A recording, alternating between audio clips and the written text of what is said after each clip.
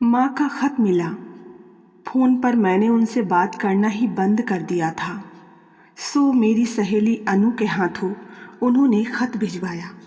खत में वही पुरानी गुजारिश थी, नेहा शादी कर लो वरना मैं चैन से मर नहीं पाऊंगी।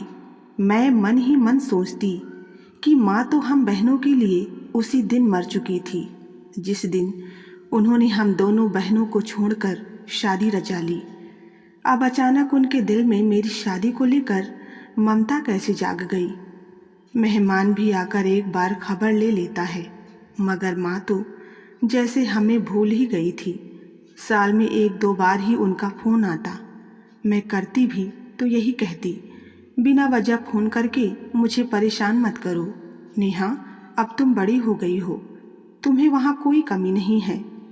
अब उन्हें कैसे समझाती कि सबसे बड़ी कमी तो उनकी थी, हम बहनों को। क्या कोई माँ की जगह ले सकता है? खत पढ़कर मैं तिलमिला गई। अचानक मन अतीत के पन्नों में उलझ गया। वैसे शायद ही कोई ऐसा दिन होगा जब अतीत को याद करके मेरे आंसू ना बहे हों, मगर माँ जब कभी शादी का जिक्र करती तो अतीत का जख्म नासूर बनकर रिसने लगता। तब मैं 13 साल की थी। वही मुझसे 2 साल छोटी थी मेरी बहन, उसे सभी बिट्टू कहकर बुलाते थे। माँ ने तभी हमारा साथ छोड़कर दूसरी शादी कर ली थी। पहले जब मैं माँ के लिए रोती तो नानी यही कहती कि तेरी माँ नौकरी के लिए दिल्ली गई है, आ जाएगी। पर मुझे कहाँ मालूम था कि कैसे माँ और नानी ने मिलकर मुझसे छल किया। क्यों गई हैं? मेरा बाल मन पूछता। क्या कमी थी यहाँ? मामा हम सभी लोगों का ख्याल रखते हैं। तब नानी बड़े प्यार से मुझे समझाती, बेटा तेरे पिता कुछ करते धरते नहीं, तभी तो तेरी माँ यहाँ रहती हैं। जरा सोच, तेरे मामा भले ही कुछ नहीं कहते हों, मगर तेरी माँ को यह बात सालती रहती है कि वो हम पर बोझ हैं, इसीलिए नौकरी करके इस बोझ को हल्का करना चाहती हैं। वे कब आएंगी? बीच बीच में आती रहेंगी। रही बात बातचीत करते रहने की, तो उसके लिए फ़ोन है ही, तुम जब चाहो उससे बात कर सकती हो। सुनकर मुझे तसल्ली हुई। मैंने अपने आंसू पोंछे। तभी माँ का फ़ोन आया। मैंने रोते हुए माँ से शिकायत की, क्यों हमें छोड़कर चली गई हो? क्या हम साथ नहीं रह सकते? माँ ने ढांढस बंधाया, नानी का वास्ता दिया, तुम लोगों को कोई तकलीफ़ नहीं होगी। मैंने कहा, बिट्टू हमेशा तुम्हारे बारे में पूछती रहती है, उसे किसी तरह संभालो, देखो सब ठीक हो जाएगा। कहकर माँ ने फ़ोन काट दिया। मेरे गालों पर आंसुओं की बूंदें ढुलक आई। बिस्तर पर पड़कर मैं सुबकने लगी। पूरा 1 महीना हुआ माँ को दिल्ली गए हुए। ऐसे में उनको देखने की तीव्र इच्छा हो रही थी। नानी की तरफ से शिवा सांत्वना के कुछ नहीं मिलता। पूछने पर वो यही कहती, नई नई नौकरी है, छुट्टी जल्दी नहीं मिलती, जैसे ही मिलेगी वो तुम सबसे मिलने जरूर आएगी। मेरे पास सिवा सुबकने के कोई हथियार नहीं था। मेरी देखा देखी बिट्टू भी रोने लगती। मुझसे उसकी रुलाई देखी नहीं जाती थी। उसे अपनी बाहों में भरकर सहलाने का प्रयास करती ताकि उसे माँ की कमी ना लगे। माँ के जाने के बाद बिट्टू मेरे पास ही सोती। एक तरह से मैं उसकी माँ की भूमिका में आ गई थी। अपनी हर छोटी मोटी ज़रूरतों के लिए वो मेरे पास आती। एक भावनात्मक शून्यता के साथ 1.5 साल गुजर गए। जब भी फ़ोन करती माँ यही कहती, बहुत जल्द मैं तुम लोगों से मिलने उन्नाव आ रही हूँ, मगर आती नहीं थी। हमारा इंतज़ार महज भ्रम साबित हुआ। आहिस्ता आहिस्ता हम दोनों बहनें बिन माँ के रहने के आदी हो गई। मैं बीए में पहुँच गई कि एक दिन शाम को जब स्कूल से घर लौटी तो देखा माँ आई हुई हैं। देखकर मेरी खुशी की सीमा ना रही। माँ से बिछोह की पीड़ा ने मेरे सब्र का बांध तोड़ डाला और बह निकला मेरे आँखों से आंसुओं का सैलाब, जो रुकने का नाम ही नहीं ले रहा था। नानी ने संभाला, अब तुम कहीं नहीं जाओगी। सिसकियों के बीच मैं बोली। वे चुप रही। उनकी चुप्पी मुझे खल गई। जहाँ मेरे आंसू थमने का नाम नहीं ले रहे थे, वहीं माँ का तटस्थ भाव अनेक सवालों को जन्म दे रहा था। क्या यहाँ आकर उन्हें अच्छा नहीं लगा? इतने साल बाद एक माँ को अपने बच्चों से मिलने की जो तड़प होती है, उसका मैंने माँ में अभाव देखा। शायद नानी मेरे मन में उठने वाले सवालों को भांप गई। वे मुझे बड़े प्यार से दूसरे कमरे में ये कहती हुई ले गई कि तुम्हारी माँ लंबी यात्रा करके आई हैं, उन्हें आराम की ज़रूरत है, जो बातें करनी हो कल कर लेना। ऐसा मैंने पहली बार सुना। अपनी औलादों को देखकर माँ बाप की तो सारी थकान दूर हो जाती है, यहाँ तो उल्टा हो रहा था। माँ ने ना हमारा हालचाल पूछा, ना ही मेरी पढ़ाई लिखाई के बारे में कुछ जानने की कोशिश की। उन्होंने एक बार ये भी नहीं कहा कि बेटे, मेरी गैर मौजूदगी में तुम लोगों को जो कष्ट हुआ उसके लिए मुझे माफ़ कर दो। बिट्टू भी लगभग उपेक्षित सी माँ के पास बैठी थी। माँ के व्यवहार में आए इस अप्रत्याशित परिवर्तन को लेकर मैं परेशान हो गई। बहरहाल मैं अपने कमरे में बिस्तर पर लेट गई। वैसे भी माँ के बगैर रहने की आदत हो गई थी। लेटे लेटे मन माँ के ही इर्द गिर्द घूमता रहा। 1.5 साल बाद मिले भी तो माँ बेटी अलग अलग कमरों में लेटे हुए थे। सिर्फ बिट्टू जिद करके माँ के पास बैठी रही। अचानक एक छोटे से बच्चे की रोने की आवाज़ मेरे कानों में पड़ी। मुझे अचरज हुआ। उठकर नानी के पास आई। नानी, किसका बच्चा रो रहा है? नानी कुछ नहीं बोली, मानो वे मुझसे कुछ छिपाना चाहती हूँ। कोई जवाब ना पाकर मैं माँ के कमरे में आई तो देखा माँ एक बच्चे को गोद में लेकर दूध पिला रही थी। मेरे चेहरे पर सिकन पड़ गई। माँ के करीब गई। माँ, ये किसका बच्चा है? माँ ने भी वही किया जो नानी ने। उन्होंने निगाहें चुराने की कोशिश की, मगर जब उन्हें सफलता नहीं मिली तो नानी ने पर्दाफाश किया। ये तुम्हारा छोटा भाई है। तुम्हें हमेशा शिकायत रहती थी कि तुम्हारे कोई छोटा भाई नहीं है। लो, अब अपनी ख्वाहिश पूरी कर लो। नानी ने बच्चे को माँ से लेकर मेरे हाथों में दे दिया। एक बारगी मैं असमंजस की स्थिति में आ गई। बच्चे को गोद में लेती हुई ये पूछने से अपने आप को रोक नहीं पाई कि माँ, ये भाई कहाँ से आया? माँ दुविधा में पड़ गई। वे भरसक जवाब देने से बचती रही। बच्चे को भाई के रूप में पाकर कुछ क्षण के लिए मैं सब कुछ भूल गई, मगर इसका मतलब ये नहीं था कि मेरे मन में सवालों की कड़ी खत्म हो गई है। रात भर मैं ठीक से सो नहीं पाई। करवटें बदलती, कभी माँ तो कभी बच्चे पर ध्यान चला जाता। तभी नानी और माँ की खुसुर फुसुर मेरे कानों में पड़ी। कैसा चल रहा है? पहले से दुबली हो गई हो? नानी पूछ रही थी। बच्चे के आने के बाद थोड़ी परेशान हूँ, ठीक हो जाएगा, माँ बोली। दामाद जी खुश हैं? बहुत खुश हैं, खास तौर से लड़के के आने के बाद। मैं तो डर रही थी कि दो बेटियों का कलंक कहीं वहाँ भी तेरा पीछा न करे, नानी बोली। माँ, भयभीत तो मैं भी थी। शुक्र है कि मैं वहाँ बेटियों के कलंक से बच गई। यहाँ दोनों कैसी हैं? ठीक हैं। शुरुआत में थोड़ा परेशान जरूर करती थी, मगर अब नहीं। दोनों को घर के छोटे मोटे कामों में उलझाए रखती हूँ ताकि भूली रहें। माँ, अब दोनों की जिम्मेदारी तुम्हारे ऊपर है। मैं अब शायद ही अपनी नई गृहस्थी से उबर पाऊँ। वैसे भी लड़के के आ जाने के बाद दोनों के प्रति मोह भी कम हो गया है। ऐसा नहीं कहते, नानी ने टोका। क्यों ना कहूँ, बाप नालायक। इन दोनों के बोझ से मुक्त होना क्या आसान होगा? सब अपनी अपनी नियति का पाते हैं, कुछ सोचकर नानी बोली। तुमने दामाद जी से बात की थी? किस सिलसिले में? माँ के माथे पर बल पड़ गए। दोनों को अपनी बेटियां बनाकर रख लेते तो भरा पूरा परिवार हो जाता। पागल हो गई हो माँ? जिसकी बेटियां हैं उसे ही फिक्र नहीं तो भला वे क्यों जहमत उठाएं? नानी छाड़ान से गंभीर हो गई। वे फिर बोली, तुम्हें बेटियों के बारे में भी सोचना चाहिए।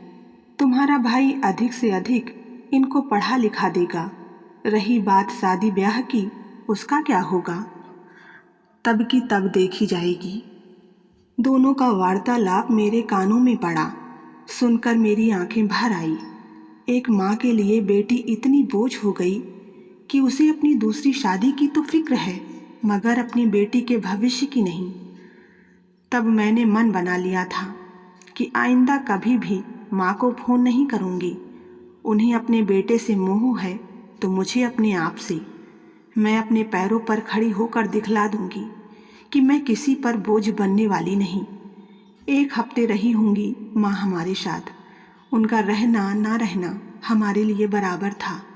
उनका ज़्यादातर समय अपने नवजात शिशु के लिए ही था। हम तो जैसे उनके लिए गैर हो गए थे। बहरहाल एक दिन एक आदमी आया जिसे माँ ने पिता कहकर हम दोनों बहनों से परिचय कराया। मुझे वो आदमी कुछ जाना पहचाना लग रहा था। वो हमारा किस रिश्ते से पिता हो गया ये मैंने बाद में जाना। उसके साथ माँ चली गई। एक अनसुलझे सवाल का जवाब दिए बगैर माँ एक रहस्यमयी व्यक्तित्व के साथ हमारी नज़रों से दूर चली गई। इस बार मैंने अपने आंसुओं को बहाकर जाया नहीं किया, क्योंकि कुछ कुछ हालात मेरी समझ में आ चुके थे। फिर भी वे हमारी माँ थी, हमें उनकी ज़रूरत थी, जबकि मैं अच्छी तरह समझ चुकी थी कि हमारी माँ अब हमारी नहीं रही, बल्कि उस बच्चे की माँ बन चुकी थी जो उनकी गोद में था। वो जाना पहचाना व्यक्ति निश्चय ही माँ का पति था, जिसके साथ उन्होंने एक अलग दुनिया बसा ली और हमें छोड़ दिया लावारिशों की तरह नानी के घर में पलने के लिए। सोचकर मेरी आंखें आंसुओं से लबरेज हो गई। बिट्टू तो चुप होने का नाम ही नहीं ले रही थी। मैंने समझाया, देख, हमें माँ के बगैर जीने की आदत डालनी होगी। मन को कड़ा कर बिट्टू, कहकर मैंने उसे सीने से लगा लिया। दीदी, माँ अब कभी नहीं आएगी। बिट्टू के कथन पर रुलाई तो मुझे भी फूट रही थी, मगर किसी तरह खुद पर नियंत्रण रखा। माँ का जब तक इंतजार रहा तब तक तसल्ली रही। अब तो स्पष्ट हो गया कि वे हमारी नहीं रही। शायद ही कभी वे इधर का रुख करेंगे भी तो 2-4 साल में एक आध बार। उनका होना ना होना बराबर था हमारे लिए, पर पता नहीं क्यों मन मानने के लिए तैयार ना था। मेरी सगी माँ, जिन्होंने हमें 9 महीने गर्भ में रखा, पाला पोसा, अचानक इतनी निर्मोही कैसे हो सकती हैं? क्यों उन्होंने हमसे विमुख होकर दूसरे व्यक्ति का दामन थामा? क्या वो व्यक्ति हमसे ज़्यादा अहमियत रखता था माँ के लिए? खून के रिश्ते क्या इतने कमज़ोर होते हैं कि कोई भी ऐरा गैरा तोड़ दे? कोई माँ कैसे अपने अबोध बच्चों को छोड़कर दूसरी शादी कर लेती हैं? बिट्टू रोते रोते सो गई। वहीं मेरी आंखों से नींद कोसों दूर थी। घूम फिर कर सोच कभी माँ तो कभी उस व्यक्ति पर चली जाती जिसे मैंने कहीं देखा था। आखिरकार मुझे याद आ ही गया, जब माँ एक कॉस्मेटिक की दुकान पर काम करती थी, तब मुझे वहाँ लेकर गई थी। तब मैं 12 साल की थी। अंकल ने मुझे बड़े प्यार से मुझसे मेरी ख्वाहिशों के बारे में पूछा। मुझे पिज्ज़ा खिलाया, आइसक्रीम दी। थोड़ी देर बाद मामा आए, तब मैं उनके साथ माँ को वहीं छोड़कर घर लौट आई। आज उम्र के 28वें पायदान पर आकर सब कुछ ऐसे जहन में तैरने लगा जैसे कल की बात हो। माँ ने उसी व्यक्ति से शादी कर ली। मैंने उसास ली। जो भी हो, एक बात आज भी सूल की भांति चुभती है कि क्यों माँ ने हमसे ज़्यादा उस व्यक्ति से शादी को अहमियत दी। क्या हमें पाल पोस कर बड़ा करना उनके जीवन का मकसद नहीं हो सकता था? जब शादी करके बच्चे ही पालने थे तो हम क्या बुरे थे? अगर इतना ही बेगानापन था हमसे तो छोड़ देती हमें अपने पिता के पास।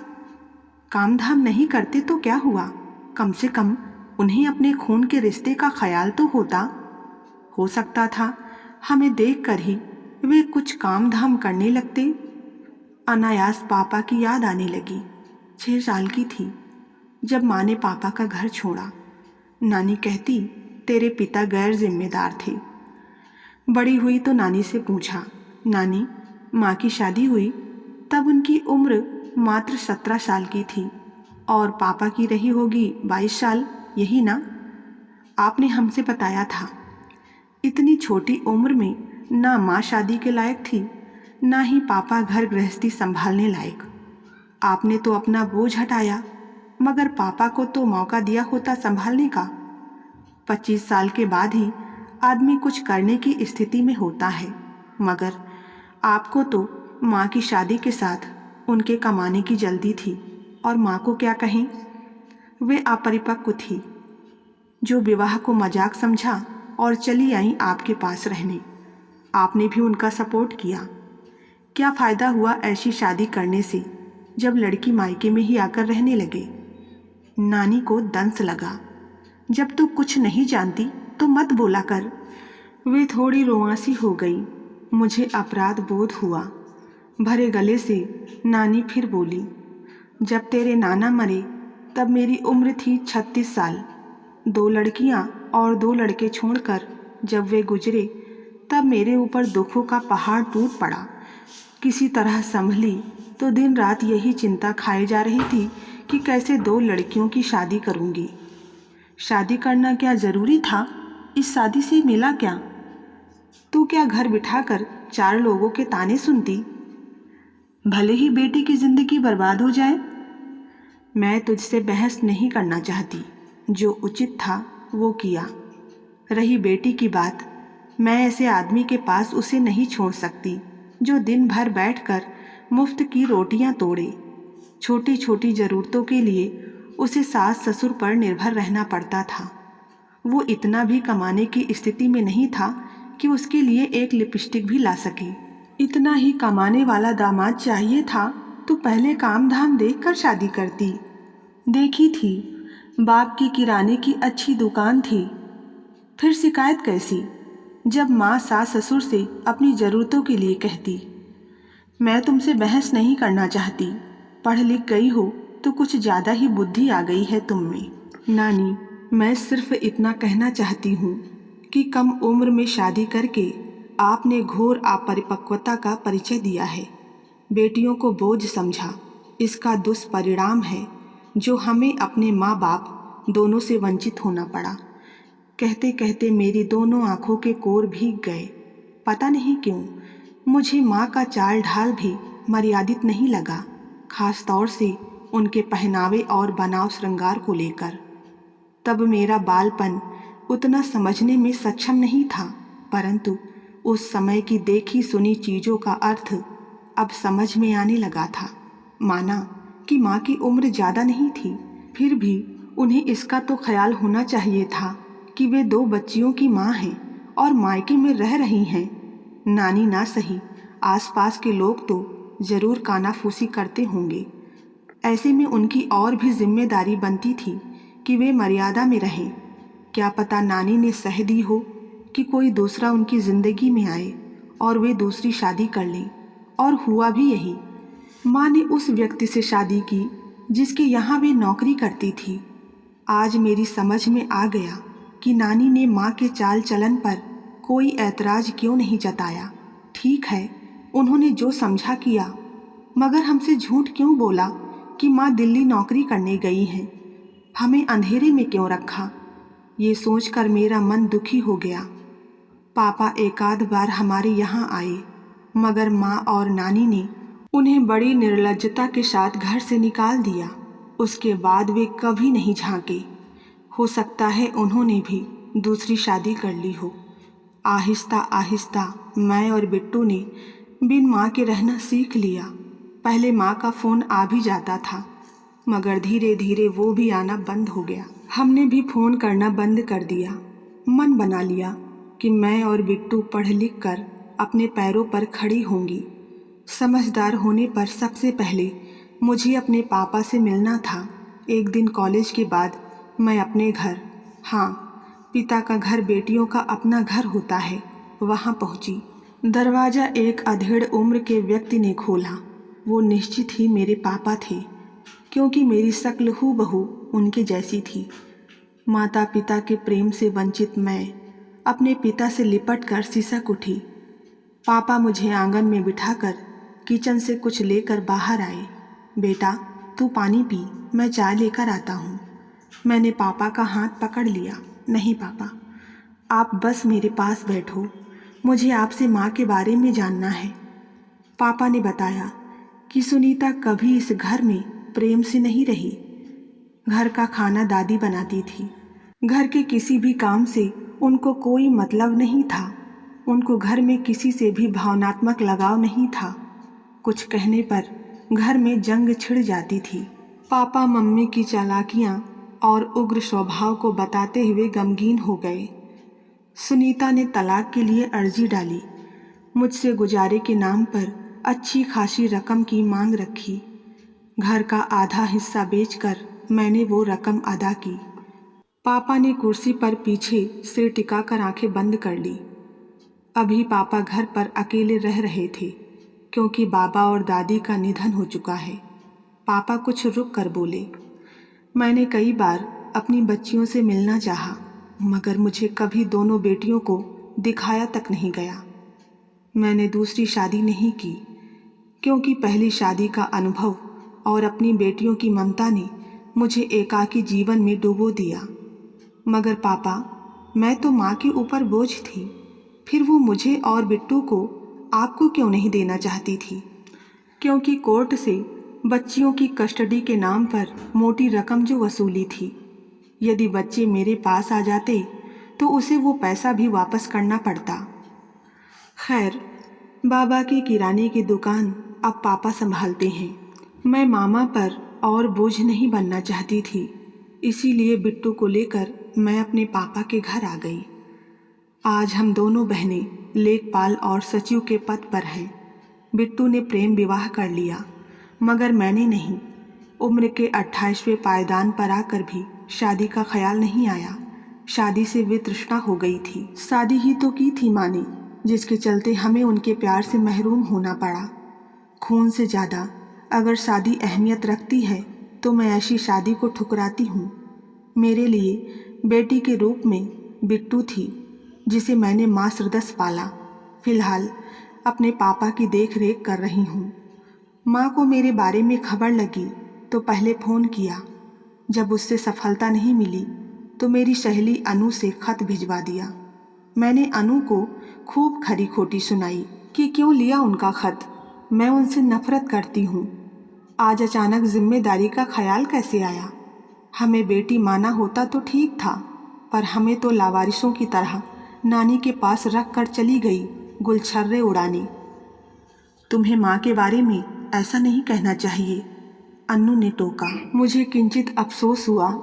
अनु, मैं किसी के चरित्र पर उंगली नहीं उठा रही हूँ। मेरे कहने का आशय यही है कि उन्होंने जो किया क्या वो ठीक था? अनु ने कोई जवाब नहीं दिया। क्षणांश चुप्पी के बाद वह बोली, मैं चाहती हूँ कि तुम एक बार अपनी माँ से मिल लो। मैं उनकी शक्ल भी देखना नहीं चाहती। तुम्हारी प्रतिक्रिया वाजिब है, तुम्हें उनके नहीं अपने तरीके से सोचना होगा। उनकी दूसरी शादी उनकी तब की परिस्थिति और सोच पर निर्भर थी, जबकि तुम्हारी शादी आज की परिस्थिति पर। वे ज़्यादा पढ़ी लिखी नहीं थी, तुम तो हो और अच्छी तरह जानती हो कि शादी जीवन को एक लय देती है। जैसे बिना साज के आवाज़ अधूरी है, वैसे ही बिन शादी के जीवन अधूरा। जीवन साथी का साथ अकेलेपन को दूर करता है। फिर सारे गिले शिकवे दूर हो जाएंगे, ना मन में नफरत के भाव आएंगे और ना ही व्यवहार में चिड़चिड़ापन। मेरे मन पर अनु की बातों का प्रभाव पड़ा। एक हद तक वो ठीक थी। ऑफिस से घर जाती तो मेरा अतीत मेरा पीछा नहीं छोड़ता। कब तक माँ को दोष देती रहूँगी? उन्हें कोसने से मुझे अब क्या मिलने वाला है? इससे उबरने का यही तरीका था कि मैं शादी करके एक नए नज़रिए से दुनिया को देखूं। काफ़ी सोच विचार कर मैंने अपनी पसंद के एक सहकर्मी से शादी कर ली, मगर माँ को नहीं बुलाया। ये मेरी चिढ़ थी या प्रतिकार, इसे जो भी कहा जाए। वे निष्ठुर हो सकती हैं तो मैं क्यों नहीं? मैंने पापा को अपने साथ रखा है क्योंकि अब मैं दोबारा उनको अकेले के दलदल में नहीं धकेल सकती। तो बस आज की कहानी में इतना ही। कहानी पसंद आई हो तो वीडियो को लाइक करें, चैनल पर नए हैं तो सब्सक्राइब करना ना भूलें। मिलते हैं नई कहानी के साथ, तब तक के लिए धन्यवाद।